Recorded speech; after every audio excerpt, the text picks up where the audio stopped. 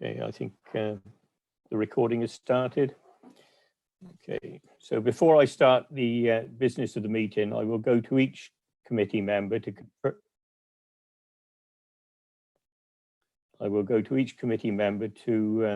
Confirm that they can be heard, can hear and be heard. It is a legal requirement for me to do so. Please advise me at once if at any time during the meeting you experience any technical difficulties that prevent you from hearing or being heard. I remind members of the committee that you will only be able to vote on an application before the committee if you have been present for the whole of the presentation and discussion thereof. I will now call each councillor in name in turn. Please speak to confirm that you are able to hear me, and I will confirm in response that I can hear you. Councillor Graham Andrews.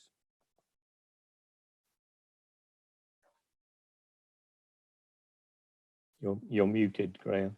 I am. You, John, sorry. I can hear you too, thank you. Councillor Paul Andrews. I can hear you, Chair. And I can also hear you. Councillor Polly Andrews not present. Councillor Fagan. Yes, I can hear you, thank you, Chair. I can hear you loud and clear. Councillor Foxton. I can hear you. Thank you. Can you hear me? Thank you. Great. Apologies from Councillor Hunt. Councillor James not present. Apologies from Councillor Johnson. Councillor Milmore. Yes, I can hear you, Chair. And I can also hear you. Councillor Mill. Yes, thank you, Chair. I can hear you. And I can also hear you. Councillor Roan. Yeah, all good, Chair. And I can also hear you. Councillor Selden. Yes, thank you, Chair. Loud and clear. As you are. Councillor Stone not present. Councillor Watson. Yes, I can hear you, Chair. And I can also hear you. Thank you. I would like to welcome everybody to today's meeting. The Council is video and audio streaming this meeting live on the internet and making an official recording. The recording forms part of the public record of the meeting and will be available on the Council's website. Please note that while it is only a legal requirement that you have your audio switched on, it is my preference, where you are able to do so, that you also have your video switched on. Please remember what you say and do in this meeting has a global reach, and your words and actions should be chosen carefully. Can I also remind members to ensure that they are wearing their headsets while listening and speaking during the meeting. This will ensure that the audio quality is of the highest quality possible and background noise is significantly reduced. As these are extraordinary circumstances, there are some additional points for members and officers to be aware of. As part of our meeting etiquette and in line with our normal committee practices, all microphones apart from mine will be placed on mute at the start of the meeting. I will run through the agenda in the customary way. When you wish to speak, please use your hand button against your name in the participants list, which should be on the right of your screen. I will then invite you to speak. You may then unmute your microphone. Please do not raise your physical hand, as I do not want to miss anyone who may wish to speak. Please note that the chat facility has been switched off to ensure that members' contributions can be offered through the spoken voice and for the public record. Please ensure that all mobile devices are switched off to prevent interference with the audio and video system. Members are reminded that speeches are limited to 3 minutes. The public speaking arrangements, please note that as part of the virtual meeting format, those registered to speak in accordance with the public speaking procedure, namely the parish council, objectors or supporters, are able to participate in the following way: by either making a written statement, by submitting an audio recording, by submitting a video recording, or by speaking as a virtual attendee. I will deal with these formats in the following way. For statements received by email, the legal advisor will read that statement out. For statements received by audio or video, the recording will be played live for the meeting. For the virtual attending members of the public, I will invite them to speak in turn via the audio video live during the meeting. Those registered to participate in the public speaking procedure have been requested to submit a written statement as well as a backup. If we experience any technical difficulty and this cannot be overcome promptly, the written submission will be used to ensure that relevant representations are presented to the committee. For the avoidance of doubt and for the public record, I and my committee members and attending officers have not seen or heard the statement submitted under the public speaking provision. Right, thank you. We go now into the meeting proper, and item 1, apologies for absence. I've received apologies for absence from Councillor Hunt, Councillor Johnson and Councillor Stone. We have no name substitutes for those councillors. Declarations of interest, item 3.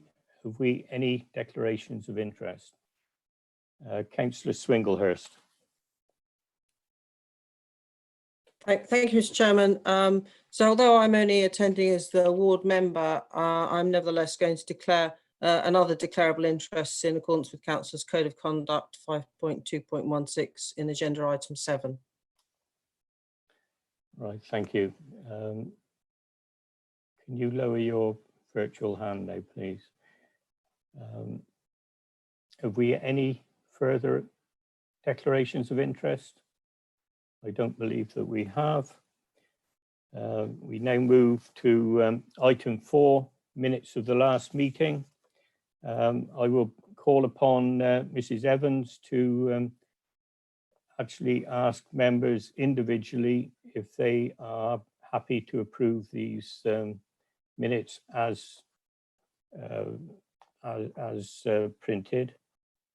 No matters of accuracy have been notified to the monitoring officer, so I'm not expecting any dissenters, but I hand across to Mrs. Evans, please. Thank you, Chair. Members, if I could address you in turn, please, and if you agree the minutes of the last meeting, could you please say agreed? Councillor Graham Andrews. Agreed. Councillor Paul Andrews. Agreed. Councillor Fagan. Agreed. Councillor Foxton.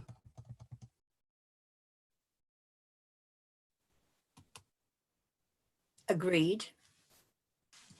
Councillor Hardwick. Agreed. Councillor Millmore. Agreed. Councillor Milne. Agreed. Councillor Roan. Agreed. Councillor Selden. Agreed. Councillor Watson. Agreed.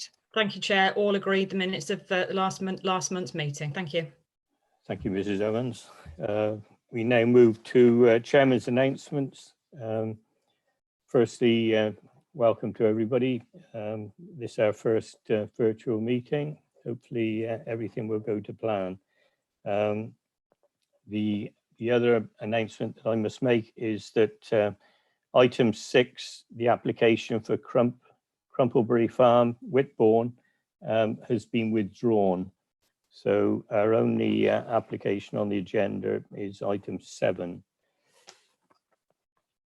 I will go straight to item 7 now. And before we move to the first and only application on the agenda, I will request that the public speaker for the agenda item attending as a virtual attendee, Mr. Bly from Welsh Newton and Llanrothal Group Parish Council, is admitted to the meeting.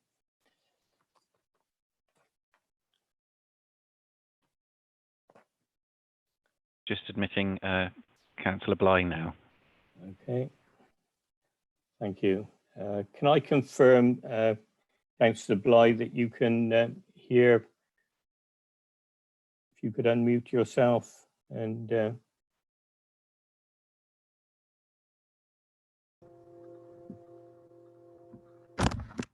Yes, that's correct. I can hear you. I can hear you very clearly. Yes. okay, thank you. And we can hear you also. If at any time during the presentation or discussion, sorry, I don't need to actually say that to you. But thank you for coming to the meeting this morning.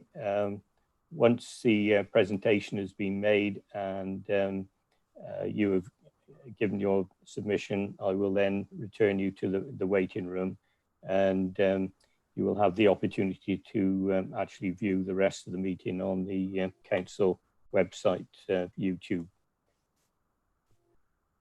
Right, thank you. The application before us is Homely, Welsh Newton, Monmouthshire, proposed replacement dwelling and garage.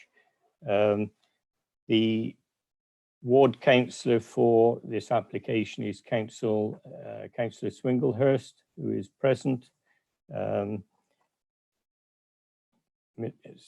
Simon Withers is the planning officer that will be making the presentation, and I will ask Mr. Withers if he will make that presentation to us now. Thank you.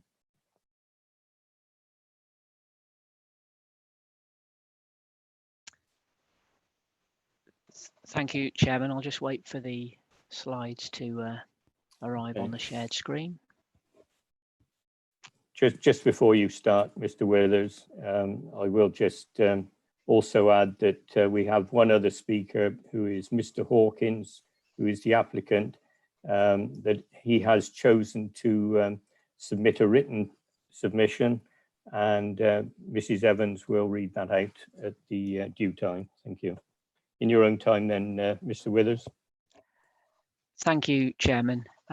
Members will recall that this application was deferred at the last Planning Committee meeting held on the 11th of March, with particular concerns raised in relation to the potential impact of the proposed dwelling upon the living conditions of the neighbouring property, Hazeldine.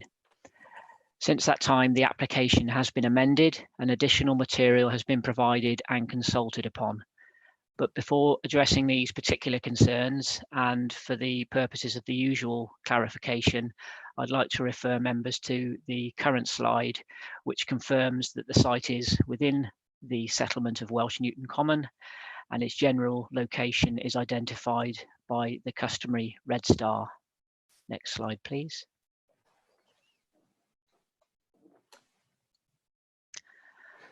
More specifically, this slide identifies the full extent of the application site, which is outlined in red.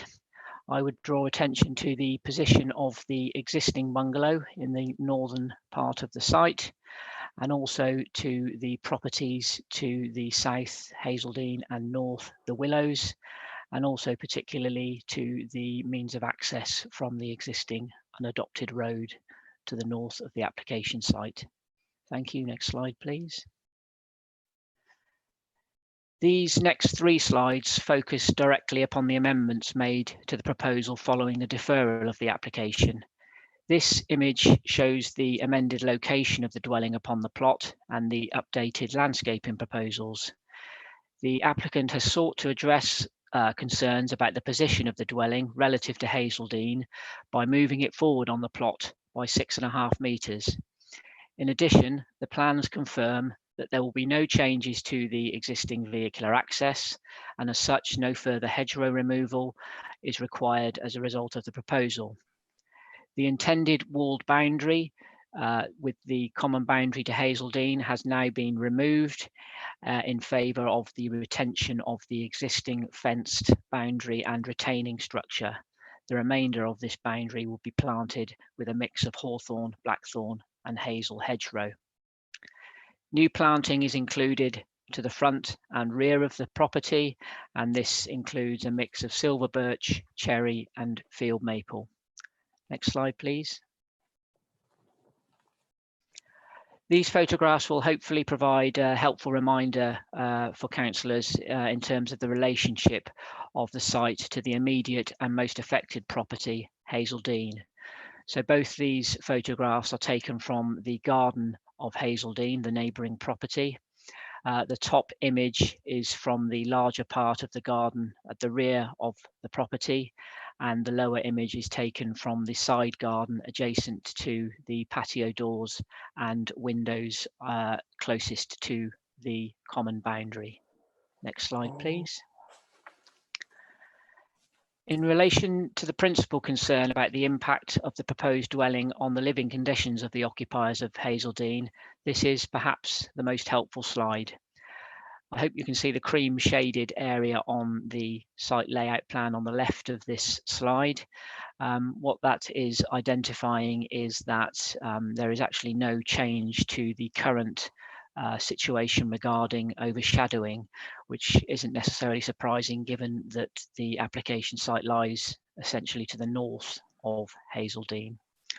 On the right hand slide at the bottom corner is perhaps the most relevant image as far as members' concerns at the last committee are concerned. What this shows is on the left-hand side, you'll see the existing bungalow Hazeldine with a 25-degree line ascribed from the side windows at a point 2 meters above ground level. And I hope you can see on that slide that in relation to this image, no part of the proposed dwelling just to the right of that would be above the 25-degree line.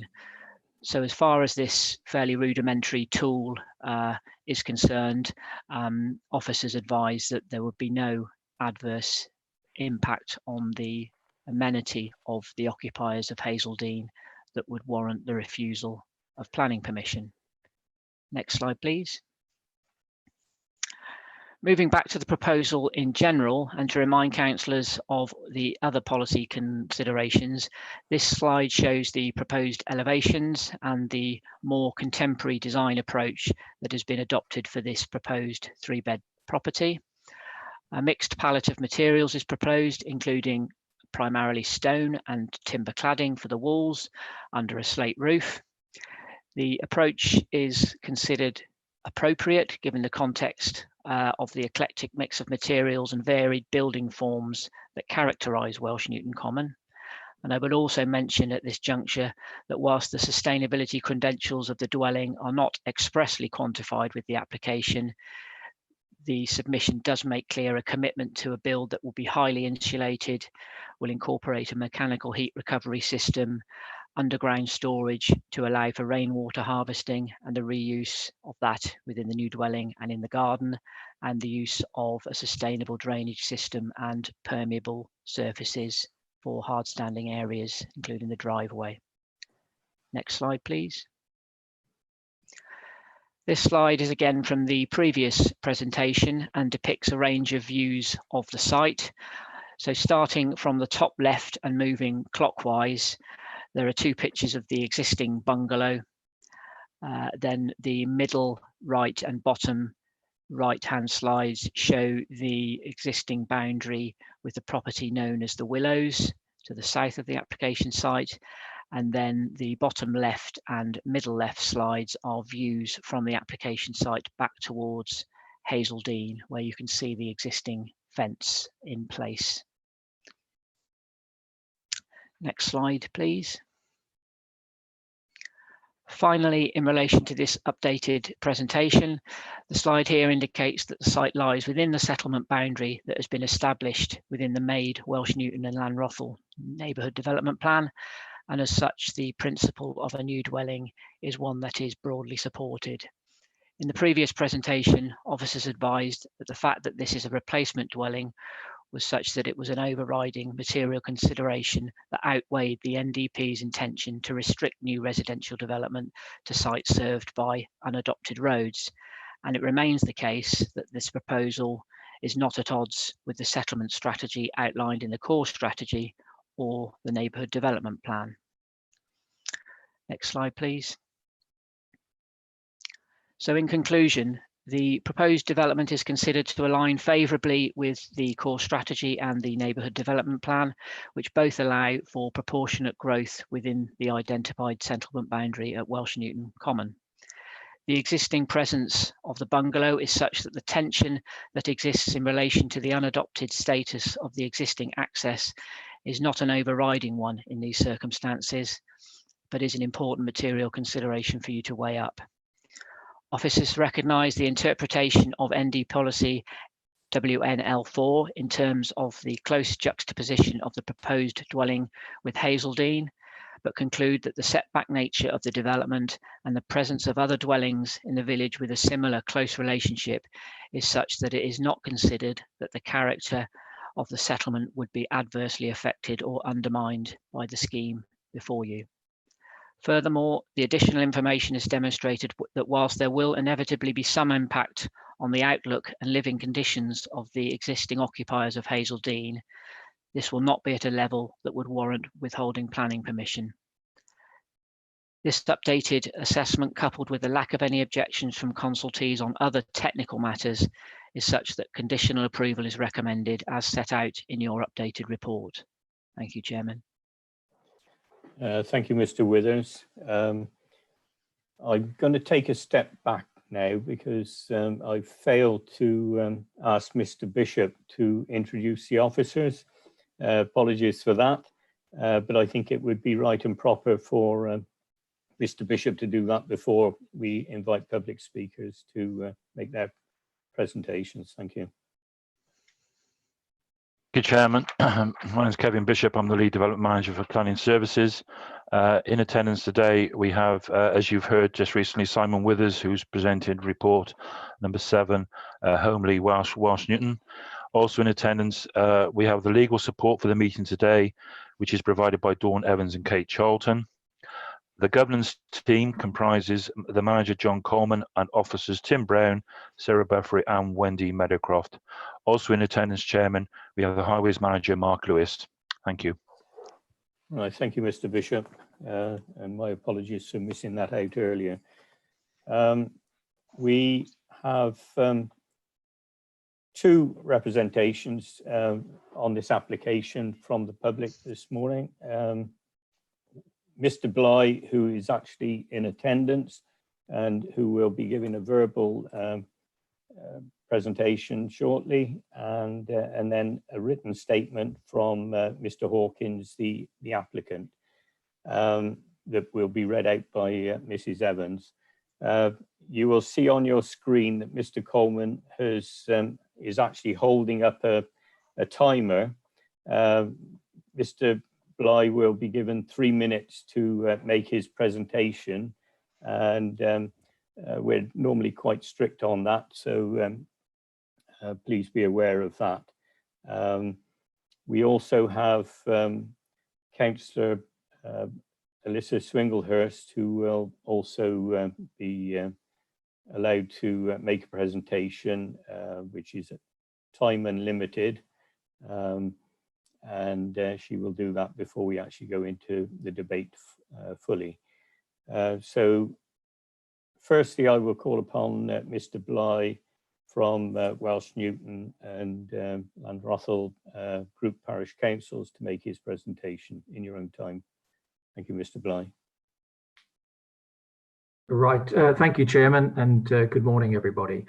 Mine will just be a brief review of where we've got to in our discussions. We held a meeting in April to review the revised proposals that were put forward.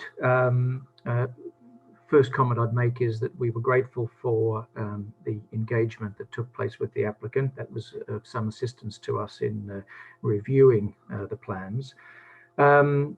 And the result of the mixture of revisions meant that at our meeting in April, we were left with one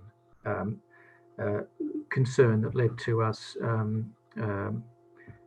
objecting to the application, and that was specifically to do, and it's been referred to by the planning officer, specifically to do with the proximity of the dwelling in relation to the two neighbouring properties. And this was with reference to the NDP and the policy WNL4, which reads in particular with regard to section 5.2.11 that the settlement is characterised primarily by individual dwellings within plots that are large enough to retain and contribute to the scattered nature of the settlement. Crowding of houses and buildings within gardens will erode this essential character and would not be welcome. Likewise, proposals for groups of identical houses, terraces and estates would not be in keeping with the character of the settlement. And that is really the underlying issue for us, that within this rural grouping of properties, there are properties that are somewhat close, but not in an alignment that looks more in keeping with an urban settlement and dwelling. So this is the remaining and single issue that we are still concerned about, and that led to us voting to continue our objection to this proposal. That's, Chairman, is all I wish to say at this time. Thank you. Okay, thank you very much, Mr. Bly. I now move across to Mrs. Evans to read out the submission from Mr. Hawkins, the applicant. Thank you, Mrs. Evans. Thank you, Chair. The details that have been provided by Mr. Hawkins are as follows. Good morning, ladies and gentlemen. Via our architect, we have addressed all 4 points asked for by the committee. The 8-foot wall has been completely removed. We've addressed the 25-degree light rule and have provided a light assessment together with drawings. We've looked at its position and have moved it forward 6.5 metres to accommodate the 45-degree sight lines from the window and patio doors to Hazeldine. The lack of amenity has also been addressed. Holmley's careful design and placement on the plot takes into consideration the right to light, privacy and amenity of both the Willows, Hazeldine and ourselves. We all have light and privacy and amenity where the property is to be located. We have been back to the plot several times and cannot see where else it could be positioned. We had to clear the site because it was in a dreadful mess and severely overgrown. It took several weeks to clear and 12 skips in total, even if we had chosen to live in the original bungalow. Bear with me, sorry, I just skipped a bit.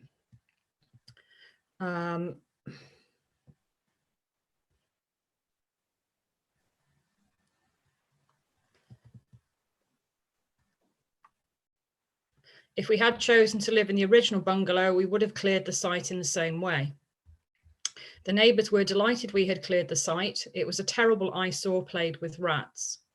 We were kind to our neighbours and let them cut down 3 beech trees on the boundary to allow them more light, yet Councillor Swinglehurst has been very detrimental to our application, making out that we cut down the boundary trees, even though she knew it was her friend Mrs. Ward. The Senior Planning Officer, Emily Reid, has guided us through this process with our architect. We made 10 amendments to address the neighbours and parish council's concerns. She has been very happy in supporting our application for approval. The scale of our home is in keeping with its surrounding properties. In fact, compared to the adjoining properties, Hazeldine is 35% bigger on a smaller residential plot.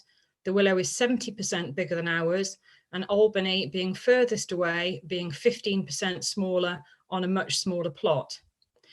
If you look at an aerial view, you will see all 4 properties are clearly scattered.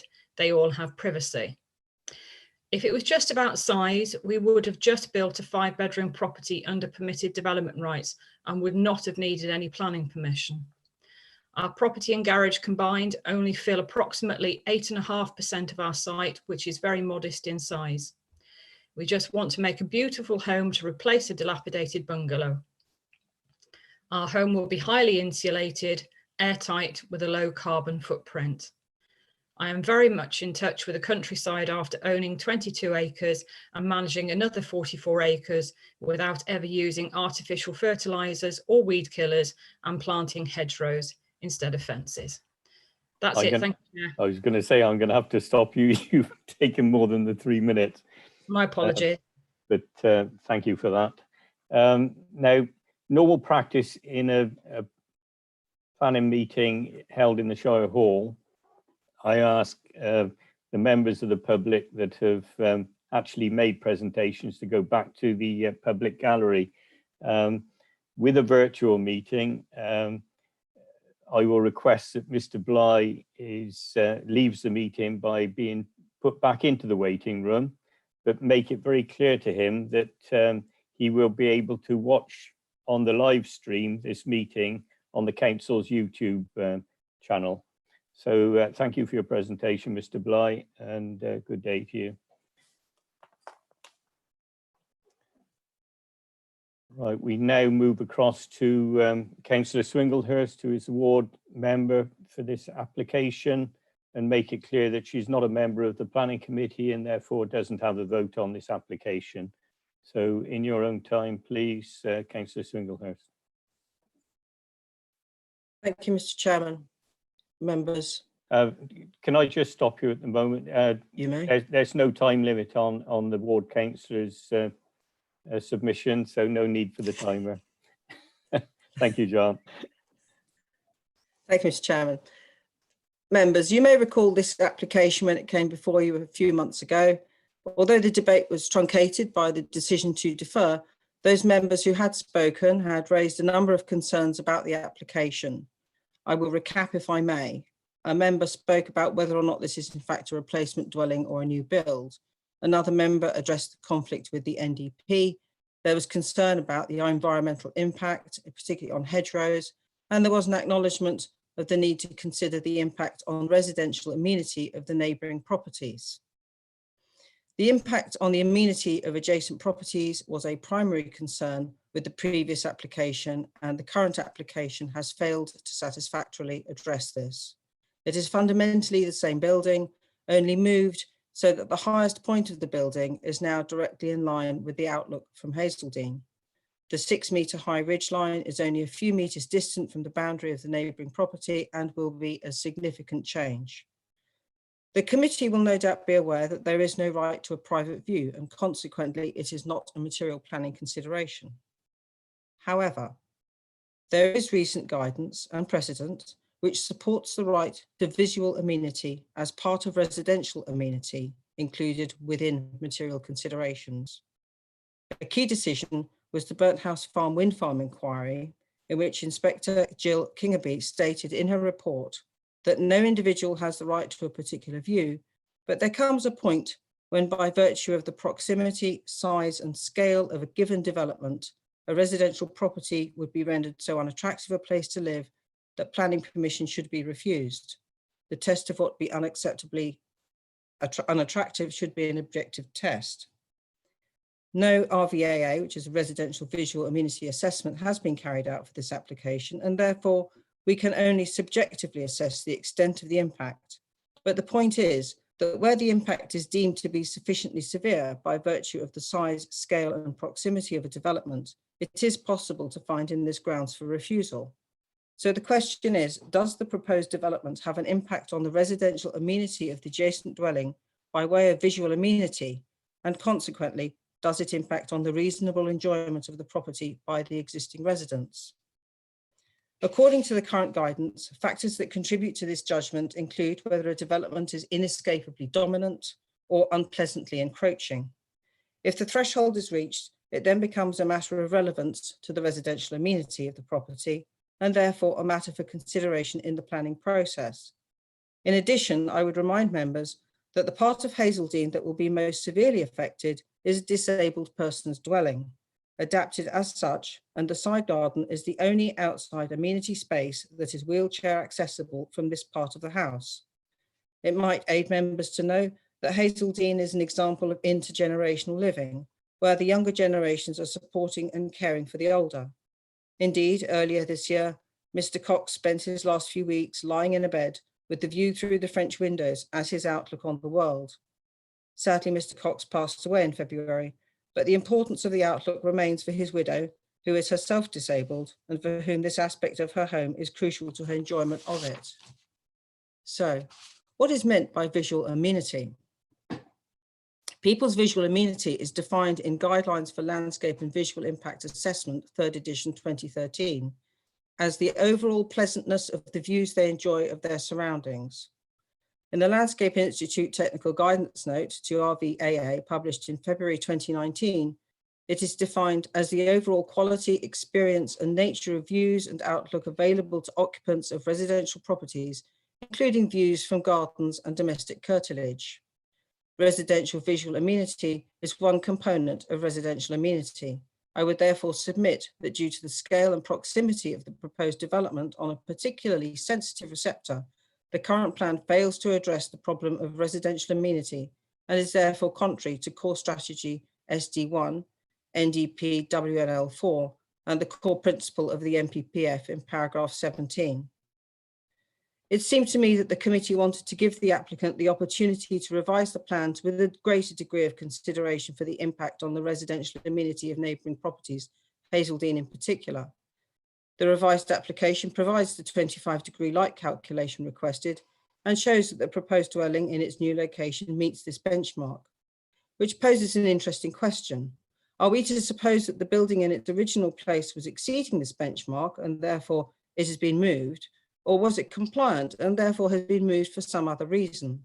I leave to members to consider whether the relocating of the building so that the highest point is now directly in line with the adjacent property is a positive response to the request of the committee to consider residential amenity. I have to confess that I was disappointed when I saw the revised plans. To me, this has actually made matters worse. All that was needed was that the garage portion be removed or built as a carport with a flat roof, or disaggregated and placed elsewhere on the site, or the whole build moved a couple of metres to the south. But instead, the applicant has responded by moving the build to the north, and in doing so has, in my view, increased the impact on Hazeldine, emphasised the linear nature of the relationship between the three buildings, and increased the conflict with the NDP. As I said in my original address to the committee, the assessment of impact on residential amenity is something for the decision taker to weigh up. A proposal that fails to meet the 25-degree test is likely to be refused, but the fact that this test is met does not translate as an absence of impact. It is the adverse effect on daylight and sunlight that matters, and the 25-degree test, as Mr. Withers said, is simply a rudimentary tool to assess this. It is not all there is. Consideration needs to be given to the natural light available to the affected property, and in this case, we have a house surrounded by trees and partially cut into the slope of the land.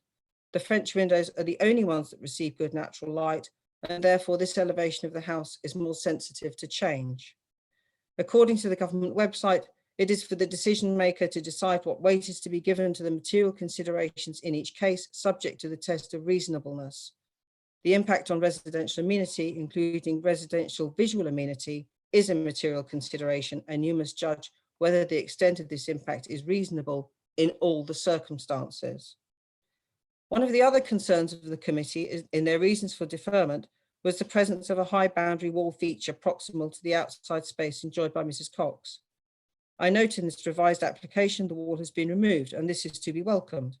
However, there is now no provision for any boundary treatment at this point, although the applicant complains of the migration of soil and gravel from the higher land since the changes to the boundary hedgerow.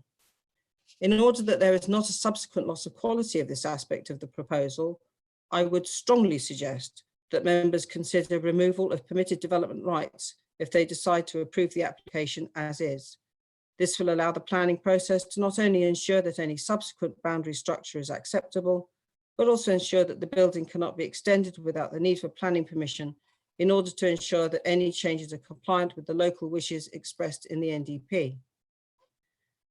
Mr. Withers referred to the sustainability plans for this build as being more definite than I think they possibly are. But I've read that the intention is to perhaps install a heat recovery system.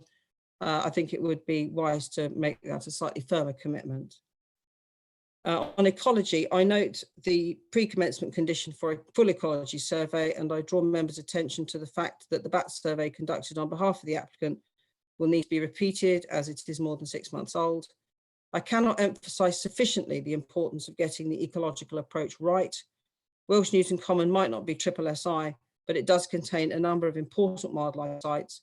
A number of European protected species are recorded proximal to the site, including dormouse and great-crested newt.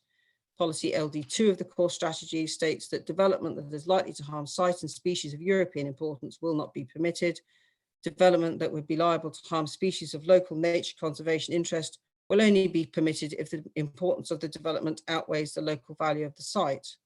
The site has known populations of European protected species close by, and yet you are being asked to grant planning permission without knowing what impact the development will have on these species. Other recent applications on the common were required to do a full dormouse and full ecological survey before applying for planning, but this has not been required for this application. A bat survey doesn't tell the story about the European protected species, and now it isn't telling the story about the bats either, as it is out of date. So how is the committee to judge this aspect of the development? Do you take the risk and hope that none of the European protected species in the area will be harmed by the proposal, or should the precautionary principle apply? There is still conflict with the NDP in a number of areas. WNL1 to preserve darkness and tranquility of the area at light. I welcome the ecologist conditioning about external lighting, but there is still a high degree of light spillage from a design that has extensive ground floor glazed areas and a number of roof lights. WNL18, mature and established trees should be protected and incorporated into landscaping schemes. A very good specimen beech tree on the site was felled between the pre-application and application. I'm deeply concerned that the local authority seems to have nothing to say about tree removal if it happens prior to the application being submitted. We are in a climate crisis and ecological emergency, and yet this blind spot is not only failing to protect trees, but is encouraging them to be removed in order to ease the passage of planning permission. The wholesale clearance of the site prior to the application is likely to have had a significant impact on the local wildlife, but it is only now, once the damage has been done, that we are in a position to protect those species, and that simply can't be right. WNL 112 clearly states that new development must take account of known surface and subsurface archaeology. Lack of current evidence of subsurface archaeology must not be taken as proof of absence. There has been no archaeological survey of the site, no condition pertains. WNL4. New development should enhance and reinforce the local distinctiveness of the area. The character of the common is described as individual dwellings within plots that are large enough to retain and contribute to the scattered nature of the settlement. Crowding of houses will erode this essential character. This point is the reason for the parish council's negative response. With this is the description of the character of Welsh Newton Common. It is hard to know how this proposal, with gaps of only 1 metre and 2 metre from the residential curtilages of the adjacent dwellings, can be considered to be compliant with WNL4 and RA2 subsection 1 as paying particular attention to the character and setting of the site, or RA2 subsection 3 make a positive contribution to the surrounding environment and its landscape setting. Housing on the common tends to be scattered and offset with a low degree of intervisibility, which allows for each house to feel as it is distant from its neighbours. By moving the proposed dwelling into alignment with Hazeldine and the Willows, there will be increased intervisibility, and the character of the area, and in particular the way in which the 3 buildings relate to one another, will be radically altered. Drainage. In the absence of a percolation test, which was required prior to application for the other proposal on the common, there remains a degree of concern about the ability of the site to drain effectively. Local people know the area, they know where the water sits, they know about the subsoil conditions, and they tell me that there is a reasonable likelihood that this site will be problematic. I get it. This is an application that ticks the in principle box and makes a modest contribution to the housing land supply, although this parish has exceeded its target. But it is not without a cost, and you have to weigh that in the balance. The parish council do not support it, local people do not support it, although the principle of a development on this site is acknowledged by everyone. This is the frustrating thing. I'd really hoped that the applicant would have used the opportunity given to him by the committee at the last meeting to address the fundamental problem, and that today I would be speaking in favour of the application with the support of the local residents. Instead, I find I have rather less enthusiasm for it than I did for the previous application. I find it to be overbearing, with a significant impact on the visual amenity of Hazeldine in particular, and thus in conflict with SD1, WNL4 and the NPPF. It is an affront to the character of the settlement as described in the NDP, and thus is in conflict with RA2, WNL4 and the NPPF. And for those reasons, I ask that the application be refused. Thank you. Thank you, Councillor Swinglehurst. We now go into the debate proper. I'll just remind members during this debate that I will be looking for a proposer and a seconder for a motion to actually vote on. So first in line for speaking to this application is Councillor Watson. Remind members that you each have 3 minutes in your own time. We can't hear you, Councillor Watson.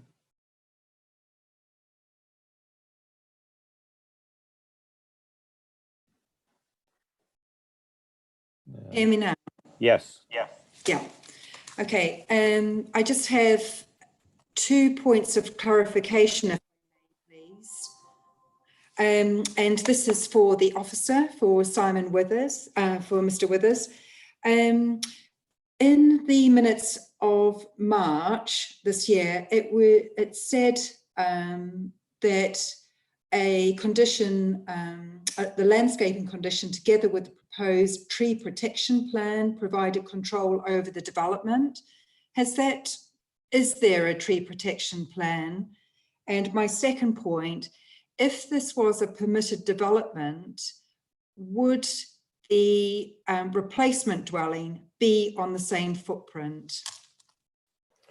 Okay, thank you for those questions. If I could ask Mr. Withers to respond, please.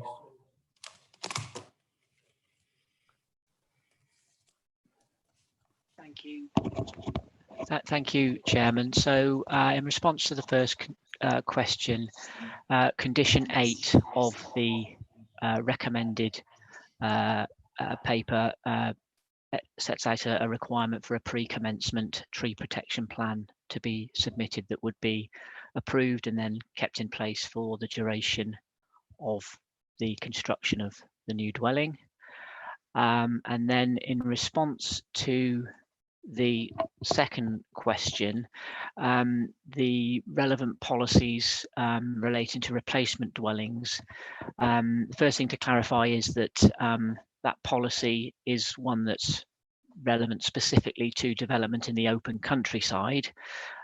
So in that regard, one does have to be aware that it's not, strictly speaking, entirely relevant to this application, which is obviously for development within an identified village. But in terms of the principles of that policy, what that generally requires is for the proposed replacement to be of a similar scale, comparable scale to the dwelling that's being replaced, and within the established residential curtilage of that dwelling. So I think obviously what one can draw inferences from that in relation to certain concerns about the character of this development and its impact on the village and its immediate neighbours, but it's clearly a site that is entirely the residential curtilage of the existing bungalow. So in that regard, it ticks the second, should we say, element of that policy. Okay, thank you, Mr. Withers. Does that answer your questions fully, Councillor Watson? For me, no. My second question was about permitted development. So I was just asking, because the applicant had stated that he could have gone through permitted development for a replacement dwelling. It was just getting clarification that, for me, would he have to use the same footprint if he had gone through permitted development? But I would like to also say thank you to the applicant for making some of the changes that we've heard about today. Okay, thank you, Councillor Watson. I'm looking for another speaker. I've got Councillor Fagan. Thank you, Chair. This is a difficult application because the site is a very narrow site. And I can see that the applicant has, you know, they're complying with the NDP policies, looking for 2 and 3 bedroom houses. But it is, I think the thing that concerns me about this application is that it is quite a large footprint on the site. However, I can see that they've tried to make amends with the objections that we raised before. One of the things I want to find out is why there was no drainage test done, and secondly, if we were to put the removal of permitted development rights as a condition, can we actually do that? Okay, thank you, Councillor Fagan. I think I'll go back to Mr. Withers to actually respond. Yes, thank you, Chairman. If I could pick up on Councillor Watson's sort of supplementary question first, and then move on to Councillor Fagan's queries. The permitted development side of things are sort of linked. In essence, if the applicant had wanted to extend the existing bungalow under permitted development rights, he could have done that up to a maximum length of 4 metres to the rear of the existing house, and he could have gone to the side of the property by no more than half of the existing width of the bungalow. There are other sort of procedures in place that might allow for larger extensions under prior approval arrangements, but in terms of specifically what he could do without any form of approval from the planning authority, that would be the limit. He couldn't increase the height of the dwelling above its existing ridge, for example. He could, however, build a very large outbuilding. Class E of the permitted development order does allow for a very large outbuilding, one that could cover up to half of the garden area of that plot, up to a maximum height of 4 metres without planning permission. So there are, if you like, other aspects of permitted development rights that could have some degree of impact on neighbouring properties without any requirement for planning permission. So I hope that addresses Councillor Watson's point. In terms of Councillor Fagan's query, yes, although it's not recommended in the officer's report, if members are concerned about additional extensions or alterations to the building having impacts on the neighbour above and beyond what is currently the case, then one can certainly remove permitted development rights. That would be a perfectly reasonable situation. I don't feel that would be disproportionate or a problem in planning terms.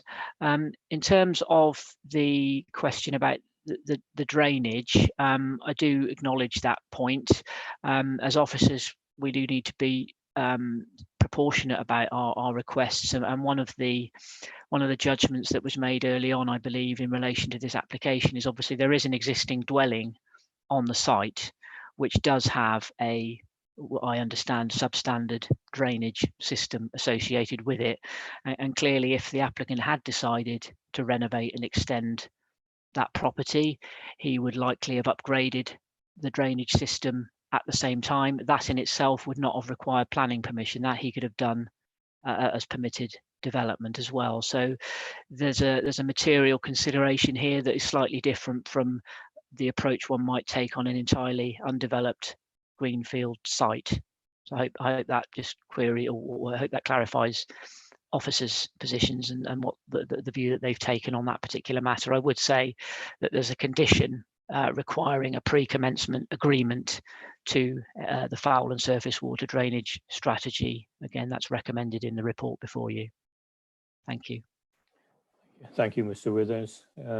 I think that fully covers the questions that you asked, Councillor Fagan. Are you happy with that? Yes, thank you. Councillor Selden.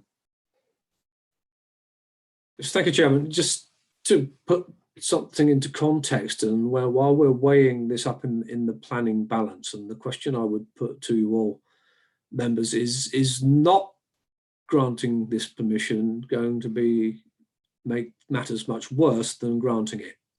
And I think that's where Councillor Watson was coming from when she was asking her questions about permitted development.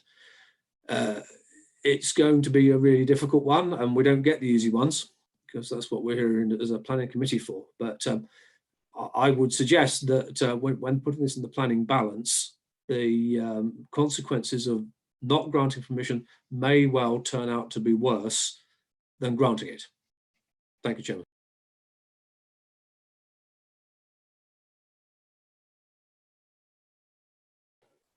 Right, thank you, Councillor Selden.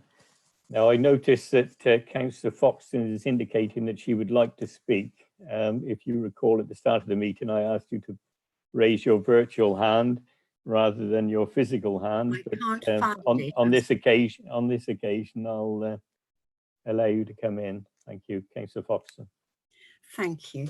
I'd just like to thank the applicant for addressing such a number of concerns that we had in March, namely leaving the hedging as is and not having a wall there, and the fact that they've moved the building further away from Hazeldine, and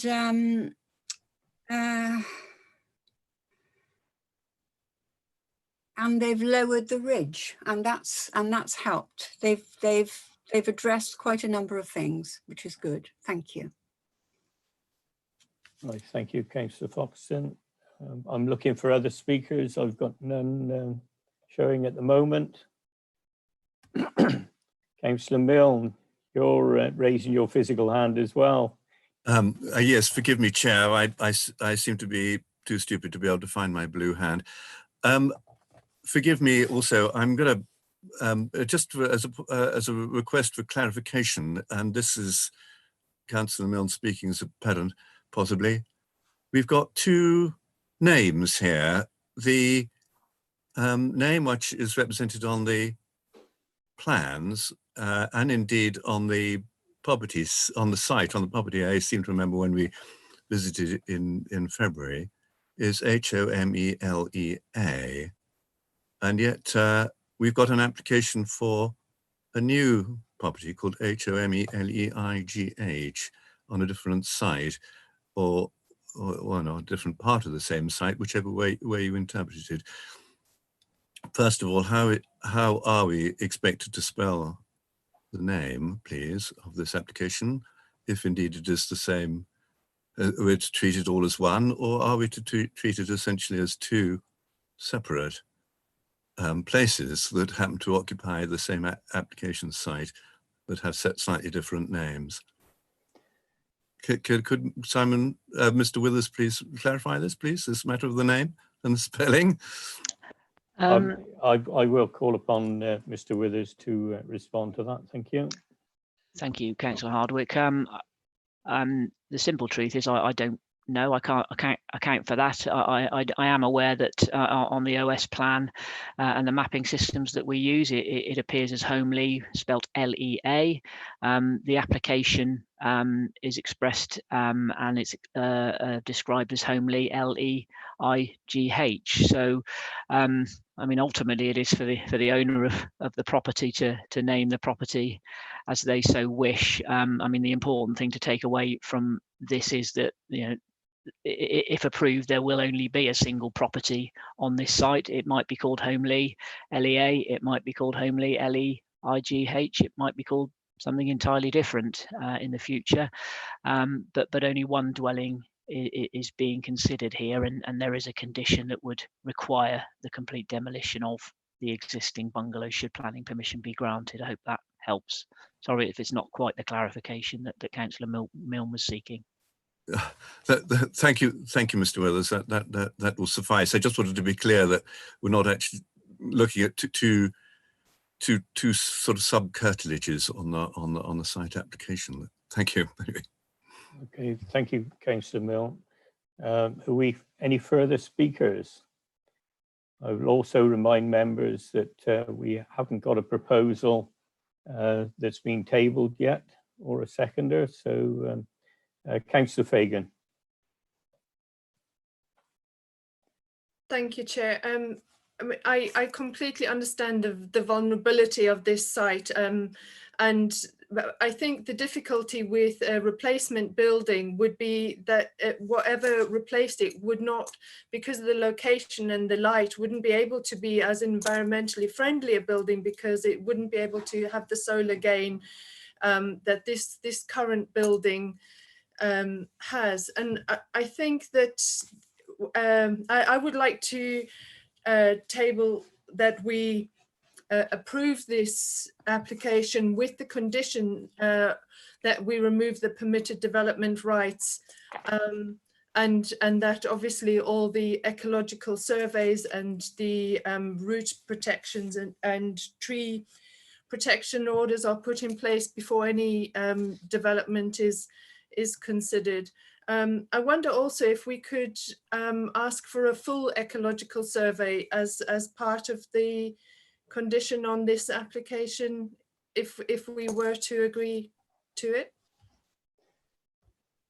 Before I ask for a seconder, I'll just ask for confirmation with regards to that last request, with regards to a condition for a full ecological survey.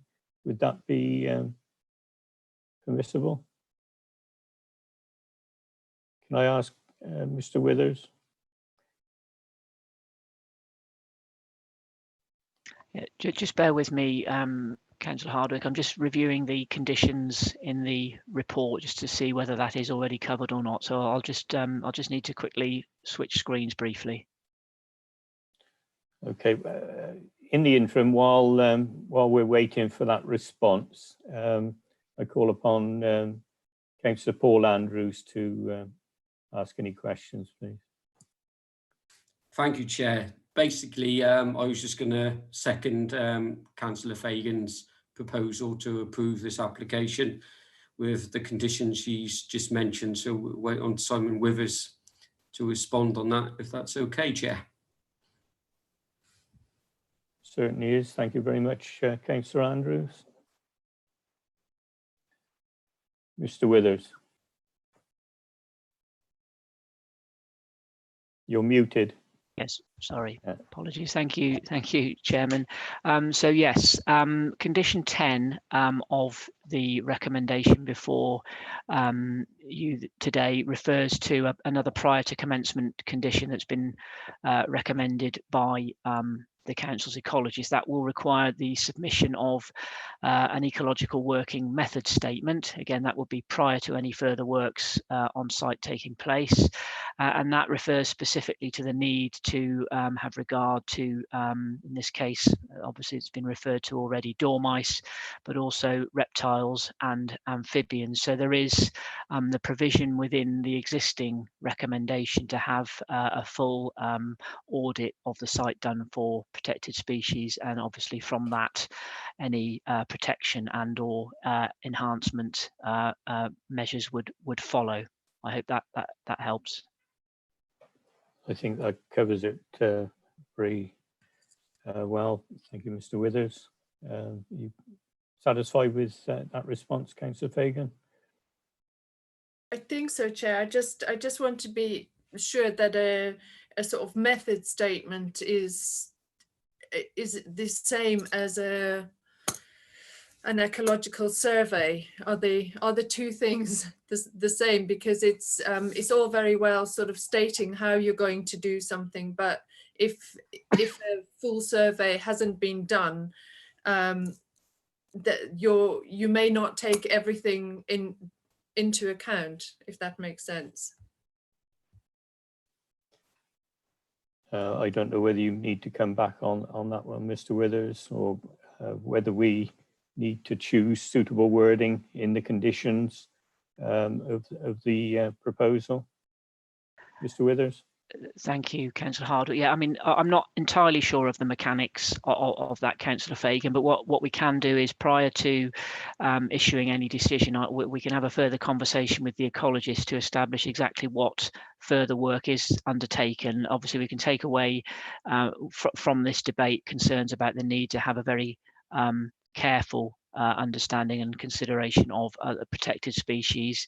It may well already be covered, but in all honesty, I can't confirm that to you now, but I can assure you that we would check and ensure that that is picked up in the wording of the condition, either in its current form or in some reworded form before any decision is issued. I hope that will provide some comfort.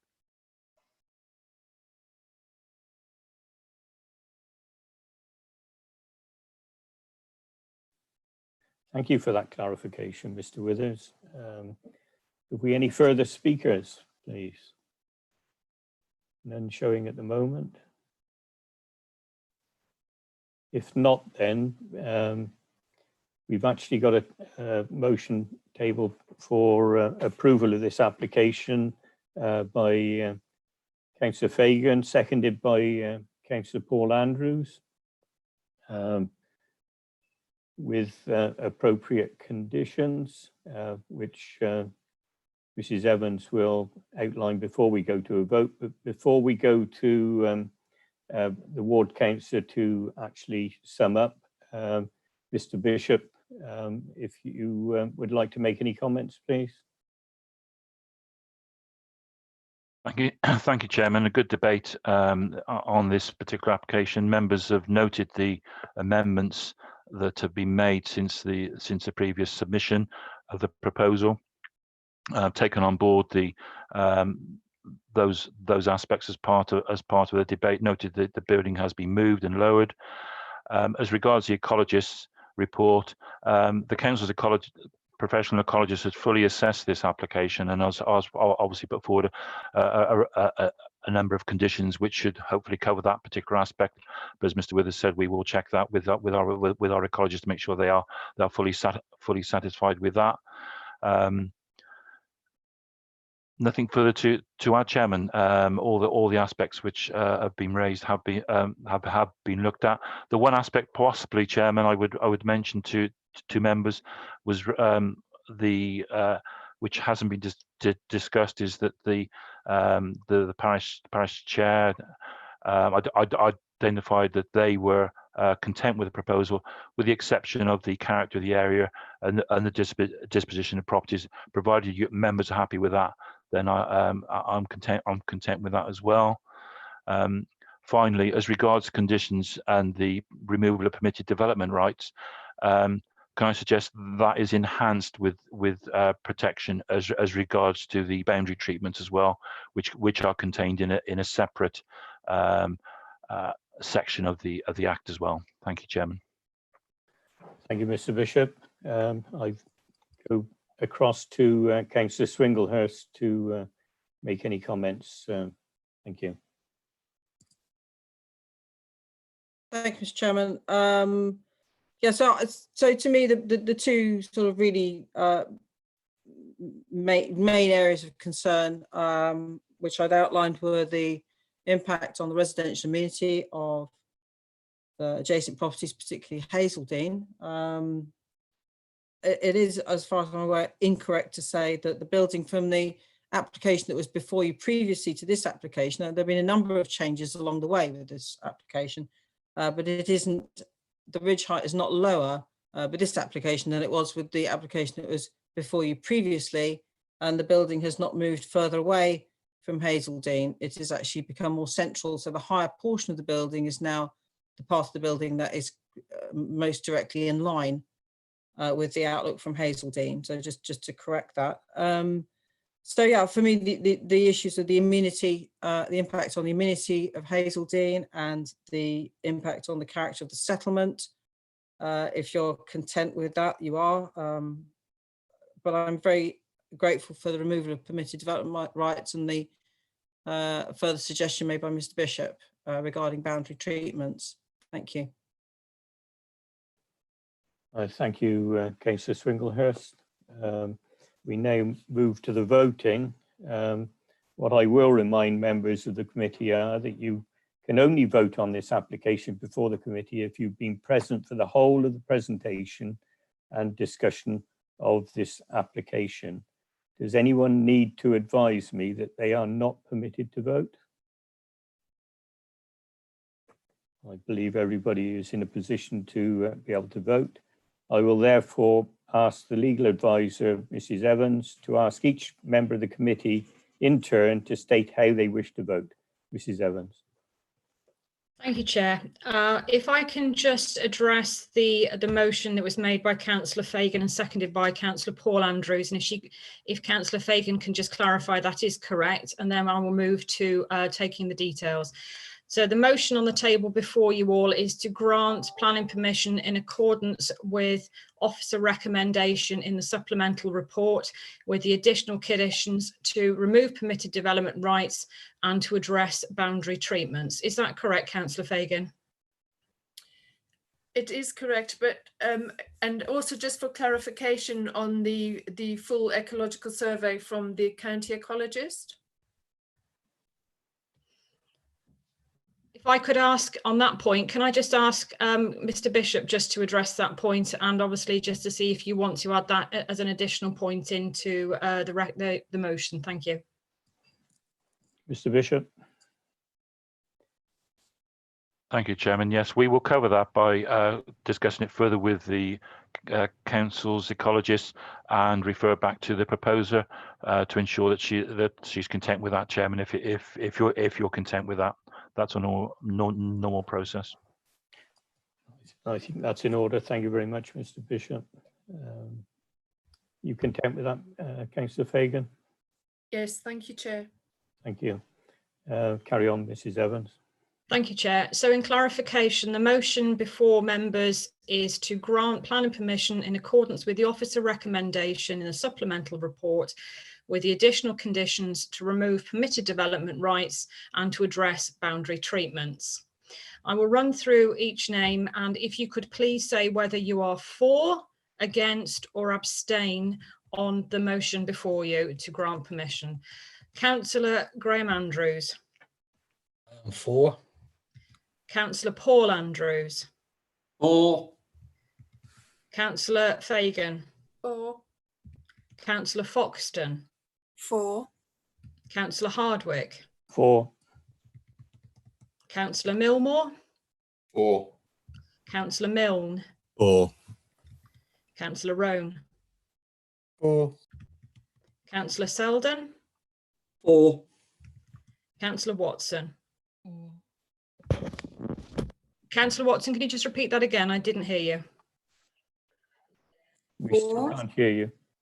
That's fine. I heard that one, Chair. Thank you. Okay, that motion to grant plan permission is carried unanimously. Thank you, Chair. Thank you, Mrs. Evans. That concludes our business. The date of our next meeting is Wednesday, 3rd of June. Finally, before I formally close this meeting, can I have confirmation that the live stream has been switched off and we are no longer broadcasting live or recording?